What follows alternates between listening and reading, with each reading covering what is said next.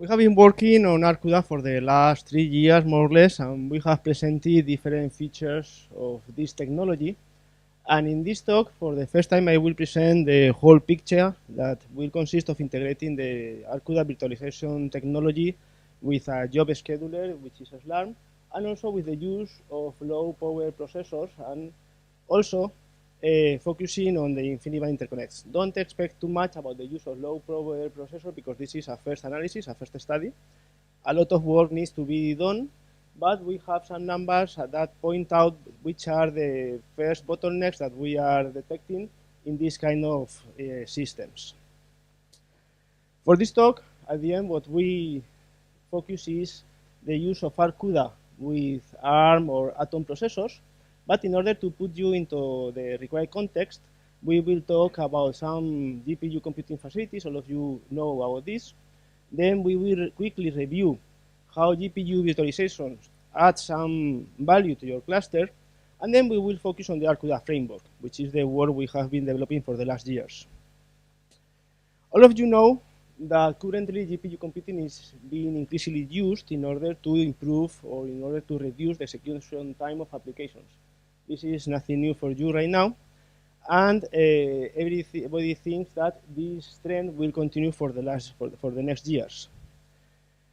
This is something well known. When you put some GPUs in your cluster, the building block is just a node. You use a regular node, you put some GPUs connected to the PCI Express bus inside the same box, or you use a second box in order to connect more GPUs again to the PCI Express bus. This is something well known.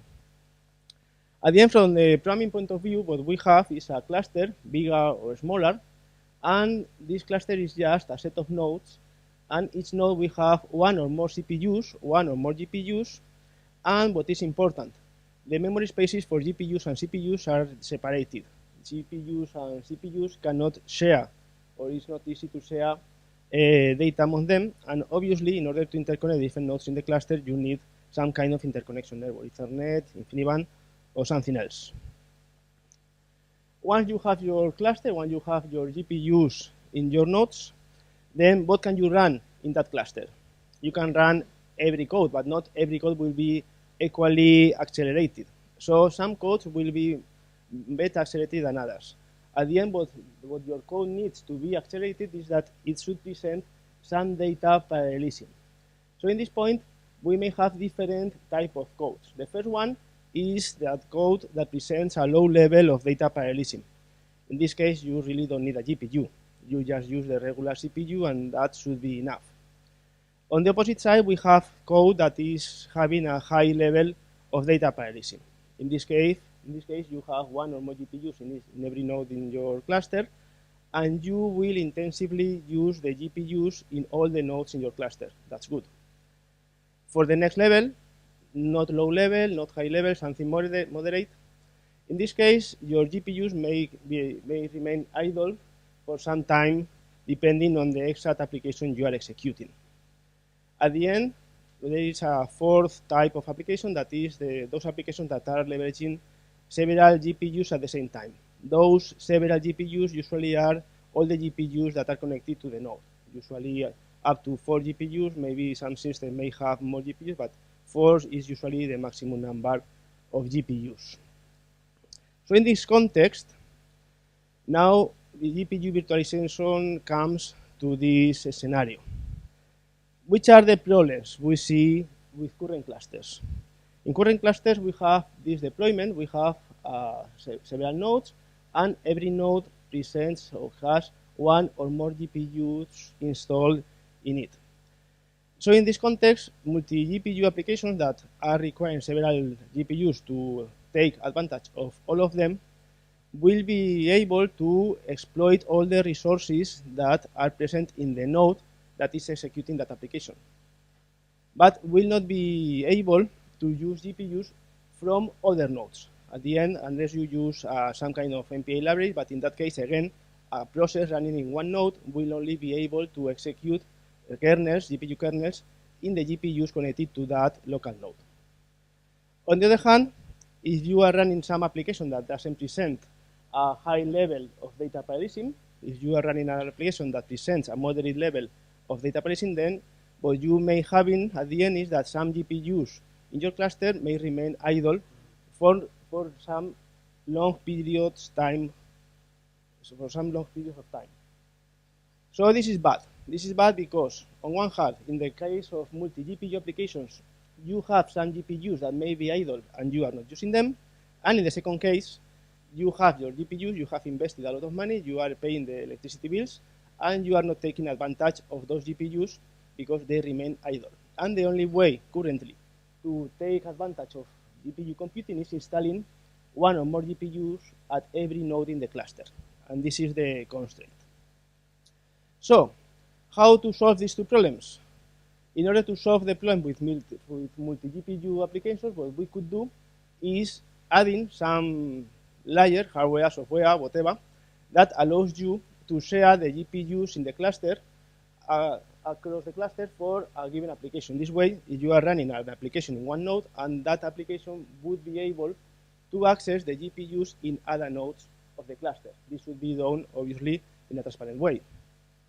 For the second constraint, for the second concern, the low utilization of GPUs, what you can do is, if you really don't need all the GPUs in your cluster, don't install all the GPUs you have installed. Install less GPUs than initially.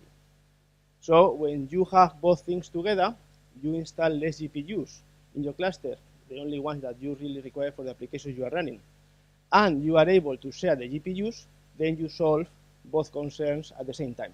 In this case, at the end, what you will get is that your GPU utilization will increase at the same time that you are lowering power consumption, you are lowering initial acquisition cost, etc., etc. So, what does this new configuration require? First, you need some way to share your GPUs. And it should be some transparent way so that applications don't need to be changed, because programming, you know, is a headache. On the other hand, once you have reduced the number of GPUs in your cluster, the job scheduler needs to be aware of this reduced number of GPUs in order to properly schedule all the jobs. So at the end, what you need is some layer that is able to share the GPUs, and once you have achieved that, then you need to enhance your job scheduler in order that it is aware of that new layer or that new possibilities it offers. At the end, GPU virtualization provides these new features for your cluster. This is the current configuration we have for a cluster, several nodes. Every node has its own GPUs connected to that node, and all the nodes are interconnected by some kind of fabric. And the GPUs in one node are only accessible from the CPU from that node. So GPU virtualization allows you to move from this configuration to this one. First, you remove some of the GPUs in your cluster, and then you add some kind of layer so that you can access from any of the nodes, from any of the CPUs in your cluster to any of the GPUs in the cluster. You have this physical configuration, but from a logical point of view, the GPUs doesn't belong to a specific node, but are accessible from all the nodes in the cluster. When you have a multi-GPU application, this is the same. Initially, when you had a multi-GPU application without GPU virtualization, then your application could use only the GPUs connected to your node. When you have GPU virtualization, your multi-GPU application now is able to connect or to use all the GPUs that are present in the cluster, or all the GPUs it requires. Obviously, the GPU virtualization layer has to do all the work so that the application doesn't notice that it is using a remote GPU instead of a local GPU. We can go one step further. Instead of having always powered on the GPUs in your cluster, when you decouple the GPUs from the nodes and you are able to access remote GPUs in a transparent way, then what you can do is, as soon as your GPUs are not being used, you then switch them off. In this way, you can save some energy. And we can go even beyond. If you are able to decouple GPUs from your nodes, then what you may have is having some GPU boxes that you can attach to your CPU regular cluster. or to your CPU based only a traditional cluster. In this case, these GPU boxes would behave in a similar way as the traditional disk boxes everybody is aware of.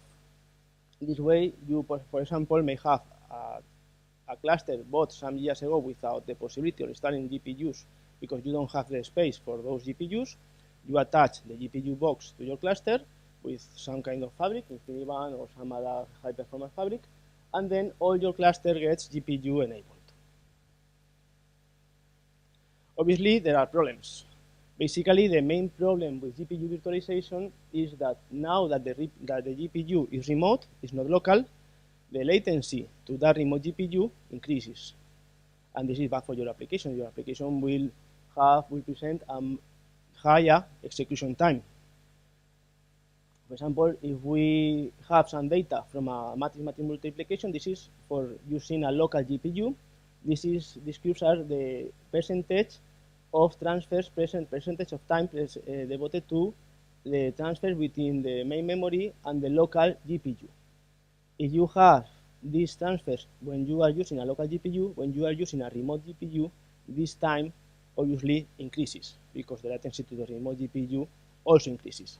So this is the main drawback of GPU virtualization. At the end, the question is this overhead with remote GPU virtualization affordable or not? Will the application delay its execution time or increase its execution time that much that is not affordable? This is something that we have been working on. There are several solutions for GPU virtualization. Some of them are public, some of them are non-public. Between the public ones, we have Arcuda, which is the one we have been working on for several years, and also we have made a lot of effort. We have put a lot of effort on it, and is also the one that remains updated to the almost latest CUDA 5.0 version. The rest of the GPU virtualization solutions are older or are not kept updated to the last CUDA version. Also, we have tried Arcuda with several applications. In addition to the NVIDIA CUDA SDK samples that come with the CUDA package, we have successfully executed in our cluster all these applications, and the list is increasing as we have some more time to install more applications and try them with Arcuda. So, how Arcuda works? We are going to present initially first the basics of Arcuda, and then I will present some performance numbers so that you can get a view to the overhead that the use of remote GPU puts in your application. Basically, Arcuda is a framework that allows you to execute CUDA-based applications using the GPUs in a remote node. Instead of using the traditional GPU located in the same node as where the process executing the GPU kernels is located, you can use any GPU in your cluster. It should be done in a transparent way, obviously. When it is this useful? Obviously, if you have a high level of data parallelism, you don't need Arcuda. You have your GPUs in every node in your cluster, and you should use all the GPUs in a local way. But if you have a moderate level of data parallelism, which is the usual way, or the way for most applications, then Arcuda is useful for you, because whenever one GPU gets idle, then it can be used for another application. And also it is quite useful when you have multi-GPU applications, because you can add more GPUs to your, or you can provide more GPUs to your applications than usually you have inside your box. This is the traditional CUDA architecture. You have the application communicates with the GPU through the CUDA libraries. So what we have done with Arcuda is splitting this architecture into a client and a server. In the client side, we run the application. The client node will not have a GPU. The GPU will be in the server side. So the server will have the GPU inside it and also the CUDA libraries. We need to communicate both parts. So for communicating both parts, what we have is obviously some kind of fabric, and what we have done is the ARCUDA library so that it gets the CUDA calls from the application. The application is not aware that it is communicating with a remote GPU. The ARCUDA library will get the calls from the application and will forward those calls to the ARCUDA daemon that is running in the server side, and the ARCUDA daemon then will contact the CUDA libraries and finally will execute the kernels and or do the memory copy of all the data required to be sent to the CUDA device. And then whenever there is some response, they will forward the response back to the client. This is basically this. The application is not aware of using a remote GPU. It just uses the CUDA API as usual. The ARCUDA library gets the call and forwards it to the ARCUDA daemon, which forwards it to the CUDA device. The CUDA device performs all the computations or whatever it needs to be done, and whenever a response is provided, then the response is forwarded back to the application, which continues the execution in a regular way. We have evolved ARCUDA with time. Initially, it was a monolithic software. We have improved it because it was hard to introduce new features, and now we have some kind of modular architecture that basically has the interception library on the top of the architecture and a common communication layer. ARCUDA is all of this. We have a common communication layer within ARCUDA that is able to provide service to regular TCP/IP over any network, to InfiniBand verbs, or to any other kind of network that we could put there. We have also made a strong effort on optimizing the communications. Remember that latency to the GPU or latency of the transfers to the GPU is crucial for GPU computing. So the communication should be as optimized as possible. In this way, we have used GPU Direct to avoid unnecessary copies. We are currently using GPU Direct Remote DMA. We are testing it. We have pipelined all the communications in order to improve performance. We are using Pine memory buffers because they are faster. And also we have looked for the optimal block size of the pipeline. For example, we have performed for InfiniBand FDR some experiments, and if we make copies of different size and measure the throughput we achieve, at the end, the best throughput is provided when we are using a block size of 1 megabyte. Notice that when we had InfiniBand QDR, the optimal block size was not 1 megabyte, but it was 2 megabytes. So depending on the exact technology you have, the pipeline has to be adjusted. How much bandwidth do we get between the local memory and the remote GPU? If we compare CUDA with ARCUDA using FDR, QDR, or Gigabit Ethernet, then we can see that CUDA, in a local way, the blue line is the traditional usage of CUDA, gets this bandwidth, and ARCUDA with FDR, when we are using pin memory, is very close to the bandwidth that you can achieve with your local GPU. In the case of using pageable memory, we increase the performance with respect to the local CUDA. This seems to be impossible, but it's not impossible. These numbers are real, just because we are doing some tricky way. We are doing the transfers using pageable memory based on pin memory. So in this way, at the end, we get more performance than usual CUDA. But at the end, what is more important is this plot. Regarding latency, latency is increased. This is obvious.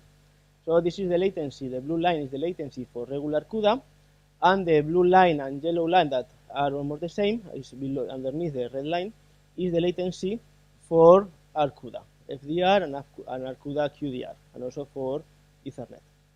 You can see that the bandwidth was pretty good. Latency is something that you have to take care of because it can delay the execution of your application. How performance? These were raw numbers, isolated numbers, bandwidth and latency. But when you put these numbers into the execution of an application, then they may be different. For that, we have done some experiments using QDR, using InfiniBand FDR, and a Tesla K20, a new computer based on the latest Xeon. And for example, if you execute the CUDA SW software, here we have the lines are execution time, and the bars are overhead, over CUDA. So we can see that the line for CUDA, the line for traditional CUDA, the local execution of your program, the line for RCUDA using FDR and RCUDA using QDR are very close. And when you are using Ethernet, obviously the execution time increases because latency increases a lot, latency to the remote GPU. If we look at the numbers for overhead, we can see that for this application, the overhead at the end strongly depends on the application you are executing. For this application, overhead for InfiniBand, either QDR or FDR, remains pretty low. When you are using Ethernet, this is not affordable. 40% of overhead is something that you will never afford. If we look at another application, in this case is GPU Blast, we get similar numbers. Execution time for local traditional CUDA, for FDR, RCUDA FDR and RCUDA QDR are pretty close, and when you are using Ethernet, obviously the performance of InfiniBand and Ethernet doesn't compare at all. For Ethernet, the execution time increases a lot. If we look at the overhead, we have similar numbers. For InfiniBand, FDR, QDR, the overhead is pretty low, which means that at the end, you can afford, or you may afford, if this small overhead is not so important for you, you may afford the increased execution time of RCUDA. On the other side, in exchange of this slightly increased execution time, what you get is a lot of flexibility. So what do you want? Flexibility, lower execution time, depends on you. We have also tested multi-GPU applications. In this case, we are using InfiniBand QDR because for this experiment, we didn't have the FDR system ready yet. And in this case, we have executed the Monte Carlo multi-GPU program that is included in the NVIDIA SDK software. We had a system with 4 GPUs, and we have a cluster with up to 8 GPUs. So we are comparing the execution time of this application using those 4 GPUs in a local way with the execution time of the same application using the remote GPUs, but using more GPUs. So as you can see, when you compare the local execution time up to 4 GPUs with the remote execution time is not that high. It's similar to the local execution time, and it also follows the same trend as the local execution time. But the benefits of using RCUDA in this case is that you can continue adding more GPUs to your application. In this case, with the local CUDA, the traditional way, you can put, or in this system, we were able to include up to 4 GPUs. If we used all the GPUs in your cluster, in this case, we were able to aggregate up to 8 GPUs, and execution time keeps reducing, what is good for your application. Notice that this is only one application. Every application behaves in a different way, and we have tested other applications. I don't have all the time for all the numbers. We have tested different applications, and some of them didn't scale in this way. But the problem with scalability for the other applications was not based on the communication with RCUDA, but on the communications in the original application, which didn't scale neither for the traditional use of CUDA in a local way. So we have CUDA, and now what we need is how to schedule the works, the jobs in your cluster according to the new envision of the GPUs, which now are remote, are not inside your nodes. For so, we have enhanced the SLARM scheduler. The SLARM scheduler knew about local GPUs. It was able to schedule jobs requiring GPU resources, but whenever you ask for a remote GPU, obviously it didn't know about that. So we have created a new general resource, which is a virtualized GPU, a remote GPU, in order to be able to provide to applications all the remote GPUs that the application requires. In this way, whenever an application requires a GPU, instead of, well, it could ask for a local GPU, but if it asks for a remote GPU, it will provide a much more flexibility. This is the architecture of the SLARM. We have several nodes. We have some daemons in the nodes of the cluster, and we also have a controller daemon. and we have some commands to interact with the controller in order to ask for a status or in order to submit job, etc. Here we have an example. This example is before our modification of Slarm. This version of Slarm is the initial one. It doesn't know about Arcuda. So we have 5 jobs. We have submitted 5 jobs. Job number 1 is asking for 2 nodes and 3 GPUs. Job number 2 is asking for 2 nodes and 1 GPU, and so on. When Slarm tries to schedule these applications, it finds out that job number 1 cannot be scheduled because there is no node in the system with all the GPUs that is requiring this job. In this case, the execution of job number 1 will provide an error. Execution of job number 2 will use these two nodes, but notice that it is using only 1 GPU. So from these 3 GPUs, 2 of them are not being used, but are not available for other applications. Job number 3 is easy to be scheduled because it doesn't require any GPU, so it will be scheduled to node number 2, for example. Whenever job number 2 finishes its execution, then job number 4 is scheduled, and then job number 5. At the end, we need 8 cycles to execute all these jobs in the queue.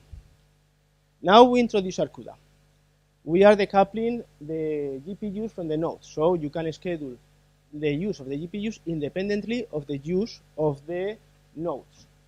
In this way, when job number 1 is scheduled, we have 3 GPUs in the system, which is the number of GPUs that is required in this job. So we will use the 3 GPUs available in the cluster and 2 of the nodes. Next, job number 2 is requiring 1 GPU and 2 nodes. As soon as job number 1 finishes, job number 2 will be scheduled with these 2 nodes and with this other GPU. And also, job number 3 doesn't require any GPU. It will be scheduled to this node. Job number 4 arrives. It is requiring 1 GPU. So we can share the GPUs in the first node. Remember that the node number 0 had 2 GPUs.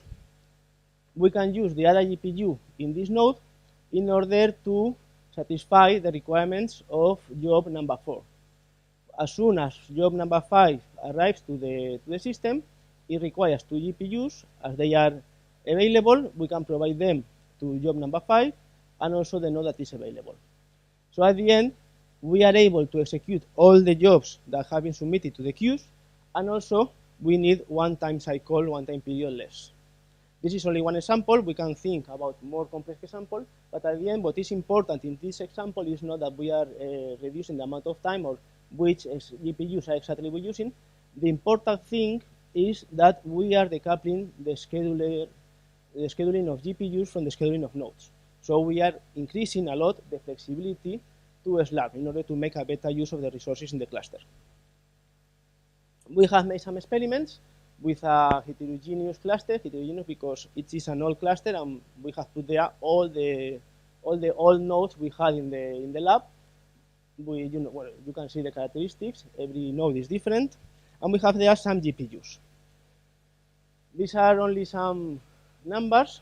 We are sharing the use of a remote GPU between different applications. So, will this shared use of that GPU delay or increase the execution time of your application? Obviously, the answer is yes, because you are putting more pressure to that GPU. So as you increase the number of jobs running on that application, or as you are increasing the number of nodes submitting jobs to be run to that GPU, then the performance of your application will be reduced. This is quite obvious, but the important thing here is that you are sharing the remote GPU between different nodes, and execution time, including the time required for scheduling Slarm, also will be increased. If we look for another application, in this case the CUDA SW, we can see that when you submit a single job to the system, execution time is about 11 seconds. When you submit 2 jobs, it's not double, it's much less, because you still have some free resources in your GPU. And as you increase the number of jobs submitted to that very same GPU, execution time increases, up to the point that you don't have any more memory available in your GPU, so no more jobs can be submitted to the GPU. So we have Arcuda, we have the GPU virtualization framework, we have the way, Slarm, to make that GPU virtualization framework useful for a production cluster. And now the question is, can we use all of that for reducing energy? Can we combine those features with low power processors? The answer, I will tell you that is yes, with some restrictions. What are we doing now? What is people doing now? People now is really concerned with performance and with power. Actually, power is more important than, or is limiting performance. So people is usually leveraging accelerators as GPUs, as Xeon Phis, as whatever, because accelerators have been demonstrated to be more energy efficient than CPUs. In order to use more CPU efficiency, people is thinking on low power processors like Intel Atom, ARM, or other different kinds of low power processors. Coming back to Arcuda. Arcuda allows you to attach a pool of accelerators to your cluster. So what we could think is you have your low power processor cluster based on ARM or Intel Atom, and then you attach a GPU box with some GPUs inside it to your cluster, and then your ARM-based cluster becomes GPU-enabled. So several questions, or a lot of questions may arise. For example, which is the best configuration to be used? Or the key question, do you effectively save energy or not? The idea is nice, but maybe you don't save any energy. So for trying these kind of configurations, we have performed some experiments, and we have used different computing platforms. For example, we have used the Kayla platform, which is integrating an ARM processor, the Atom, an Atom-based system, and also the traditional Xeon-based system. And for the accelerators, for the GPUs, we have two different kinds of accelerators. First, we are using the Karma system, which is similar to the Kayla one, but it includes a small GPU within the system. And also, we are using a traditional NVIDIA GPU in order to send it the kernels. We will connect this NVIDIA GPU to the Xeon and to the Kayla. We would like to connect also to the Atom system, but the Atom system doesn't have a PCI Express connector that is feasible, that is suitable for this GPU. So we are going to do some experiments first in order to have some initial numbers. I will present you some numbers for local executions. These numbers are not taken using Arcuda. These numbers are using regular Arcuda. The GPU is located in the same node as the processors, and we have executed in the low power processors these two applications. In the top part in blue color, the CUDA SW, and in the bottom part of the slide, the LAMPS application. We have combined, or we have numbers for the Karma system, leveraging the small GPU within the system, and we also have numbers with the ARM processor and the Fermi GPU, and the Xeon processor and the Fermi GPU. So if we focus on performance, on the execution time, we can see that for both applications, the best combination is the Xeon and Fermi. Surprise, not at all. This is the best hardware configuration. So these numbers were completely expected. Also, what we can see from these numbers is that LAMP makes a more intensive use of the GPU than the other application. This has nothing to do with CUDA itself. It's about the nature of the applications. But what is interesting is that the Kayla has a lower performance for its PCI Express bus, and this translates in a reduced performance. This is also quite obvious. If you have a higher latency to the GPU, then your application will execute in a more time. And finally, this is quite obvious also, the small GPU present in the Karma system provides a much higher execution time. So up to now, we only have numbers, and we have some obvious numbers that were in some way expected. Now we have numbers for power and also for energy. If we look at power, we can see that the Karma system, which performs the worst numbers, which provides the worst performance in terms of execution time, provides the best performance in terms of average power, because the ARM processor consumes very few energy, and the accelerator within the Karma system also requires very few energy.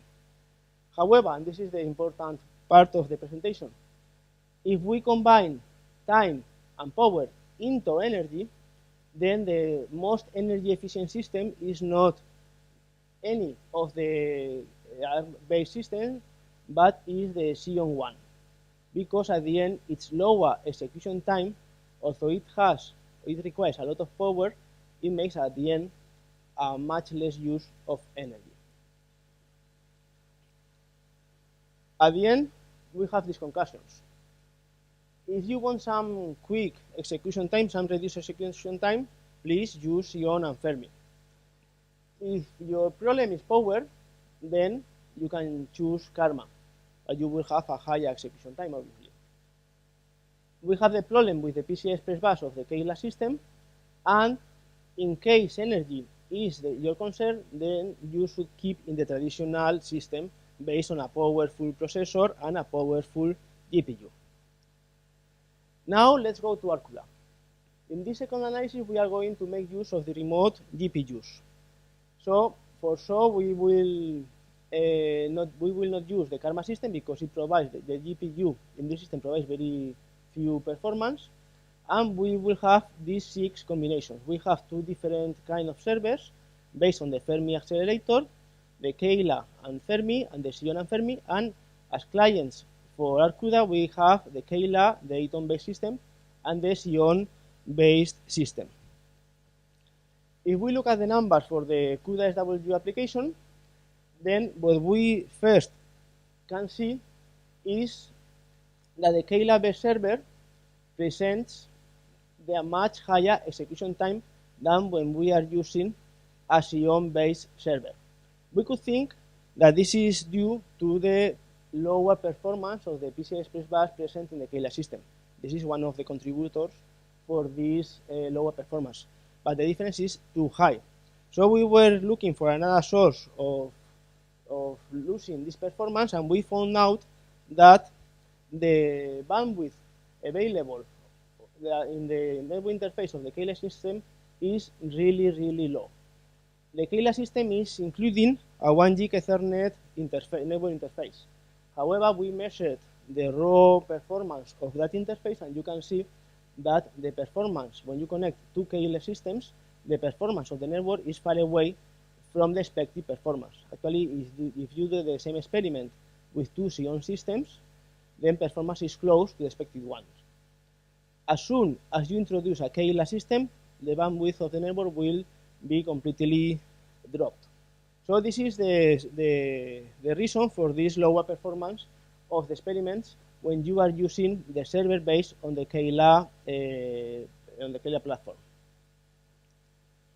On the other hand, we can also see when we are using the Xeon-based server that when you combine a Xeon client and a Xeon-based server, performance is better, although all the application is basically executing on the accelerator, just because in the case of Kayla and Atom, the performance of the network is much lower. How about power and energy? We took some measurements for power and energy, both in the clients and in the server, and we can see that most of the power and most of the energy is used by the server. This is quite obvious. The server has the GPU, so most of the power and most of the energy is used by the GPU. And finally, if we combine again execution time with power, we can see that the best energy efficient systems are the ones that are leveraging the Xeon system, just because of the reduced execution time of this configuration. If we look at the numbers from the LAMPS application, we have something similar. At the end, the conclusion is again that the lower execution time of the Xeon-based server provides a much more energy efficient configuration. Which is the problem here? At the end, this is something contradictory with our initial thoughts, because we were thinking, okay, we have some low power processors, this should be more energy efficient, and our numbers just say just the opposite. The most energy efficient system is the Xeon based one. So the conclusion could be, please don't use ARM or don't use Atom. No. The conclusion is, please put a nice network interface to your low power processors. Whenever you have a power interface, a high performance network in your low power processors, then these numbers will change, and then the ARM-based server or the Atom-based server should provide a much more energy efficient system. So the problem is not the low power processor or the Xeon processor, the problem is the network. So we have reviewed Arcuda, we have reviewed Slang quickly. We have a lot of numbers and we don't have the time for all those numbers.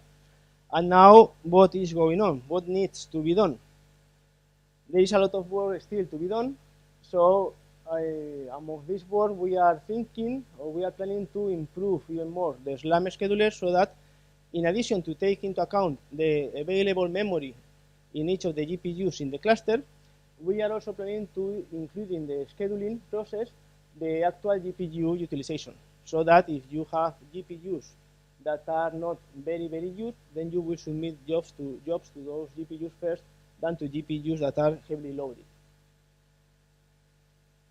We are increasing the number of applications that has been tested with Arcuda. This is quite important because this test of the applications and the overhead for those applications is what really points out whether Arcuda, or GPU virtualization in general, is useful or not. CUDA keeps advancing, and we should provide support for the new versions of Arcuda. Also, we should provide support, and we should include the new features of NVIDIA and Mellanox. And what remains to be further analyzed is also the Xeon and ARM scenarios, just in order to do more tests and to try this scenario, similar experiments to those that I have presented, with a beta interconnect. Any question?